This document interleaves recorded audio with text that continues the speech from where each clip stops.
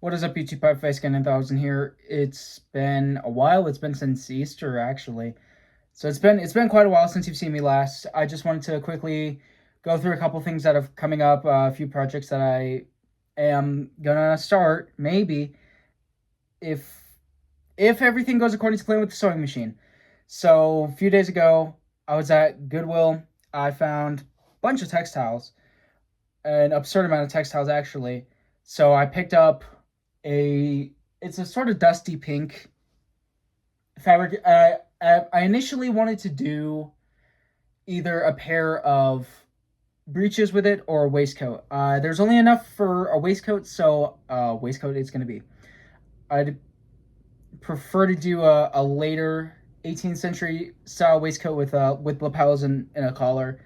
So I picked up that. I did also pick up this. I'm not sure what this is, but it's beautiful burgundy. It has this sort of, I would almost call it a fish scale pattern, but it's shiny. You know, it looks enough like silk to pass as silk. It's textured. It's a very very nice fabric, and thankfully there is enough of it to make quite a few coats. Quite a few garments are coming out of this, that's for sure. So, definitely a jacket, a pair of breeches, and maybe a waistcoat out of that at least. And to compensate for a fabric that I missed out on, I picked up this very nice plum because plum is one of my favorite colors, obviously. There was a forest green fabric in the same sort of style, but not really. It was God, it was so beautiful. That would look so good as a coat. I don't know why I didn't take it home, but I rectified my mistake by picking up my favorite color. The only trouble with this is that it's not particularly, satiny, silky.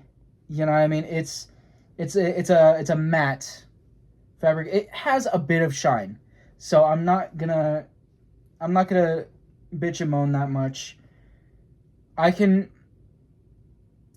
I can look past it because I'm planning. There's enough to do a waistcoat, maybe a pair of breeches. I would I would probably do a waistcoat because the waistcoat's gonna be a bit thinner. That's probably gonna be because I don't see this fabric lasting the test of time as a pair of breeches or even as a coat. So I'm gonna have a bunch of excess purple fabric, which now that I think of it, I mean, I could find something to do with that. You know what I mean? I mean that can really be whatever I want it to be. I have to find a forest stream fabric like there was at Goodwill the other day. You will never understand how much potential that fabric had as a jacket. I'm thinking, and forgive me for this, but I'm gonna do something kind of. I mean, okay. Here's the thing. So here, actually.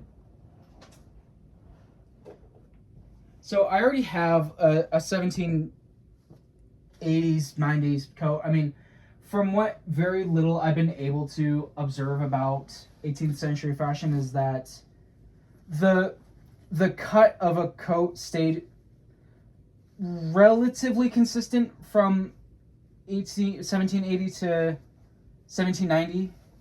So you can see it goes down to the knee. The front is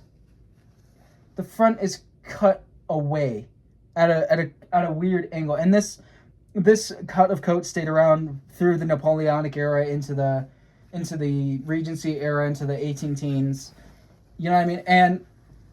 And I'm about to blow your guys' mind with this. This jacket fits me perfectly, right? And here you can actually see the curvature of the front cut. I got this jacket for I think about $30 off of Amazon. Believe it or not. And it's for the price. Obviously there's pitfalls. These obnoxious buttons, you know what I mean, the sleeves are questionable at best. It's see-through. This is a costume piece. This is not meant to be taken seriously. So what? Actually, let me keep it on just to really hammer home the point that I'm trying to make here. So the idea that I'm having behind this is to what a bunch of people in the tailoring community called rubbing off. So that's basically just copying the pattern of an article of clothing and reproducing it for yourself. So that's what I'm planning on doing with this. The plan was to have the forest green fabric, but that obviously didn't pan out. I mean, one thing I do like about a coat like this, especially the sort of later 18th century style, is the standing collars. So I'm going to try and find a way to, and I have a pretty good idea on how to do it, but if I do end up rubbing this piece off, which I'm probably going to be complete. Guys, come on. Tell me that this coat with this fabric would not go hard as hell. This would be so fire. I would almost consider wearing this every single day. Almost. Because in my heart, nothing will ever top the late 19th century. But if all goes according to plan, then that should be coming in the near future, because that's not a simple project, so to say, but I feel like I've learned enough to, if I put this into effect, I could make a decent beginner's coat, you know what I mean? So it's going to take practice, it's going to take time, but I'm confident that I can make a final product that I'm happy with. So there's that. Now that I'm done with that tangent, and I get nobody cares about this. So I've decided for my own sanity that my bi-yearly vacation, what the hell ever, is probably best spent by myself. So I'm currently in the process. I'm still working out the kinks. It's still, at this point in time, it's still in the idea stage, but I am still working to get a fruitful final result. So the idea behind this is that this trip will take less time, it'll take less money, it'll take less of my energy. So normally I would do this with family, but I think for my intended purposes, I think it's probably best if I do this by myself. So I do like the idea of going north to south instead of south to north, which has been the norm. I mean, south to north just makes the most sense, you know what I mean? That's just what we've always done.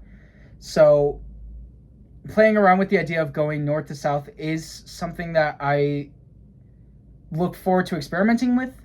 I mean, Florida has always kind of been one of the highlights of these trips anyways. So, I mean, starting north and ending south would make the most sense. I mean, I'm literally saving the best for last. You know what I mean? So, I'll see what I can do. I'll sleep in the back of my car if I have to, because I'm going one way or another. You know what I mean? If I go with family, that's one thing. If that doesn't pan out, then I'm going by myself. You know what I mean? I'll walk. I'll walk if I have to. So I would like to get it figured out, but I think I have a pretty good understanding of how this should work. So I'm pretty confident in saying that, yeah, it's a go. So it's going to be interesting. It's going to be very interesting, but I've yapped for long enough. So I just wanted you all to know what was going on.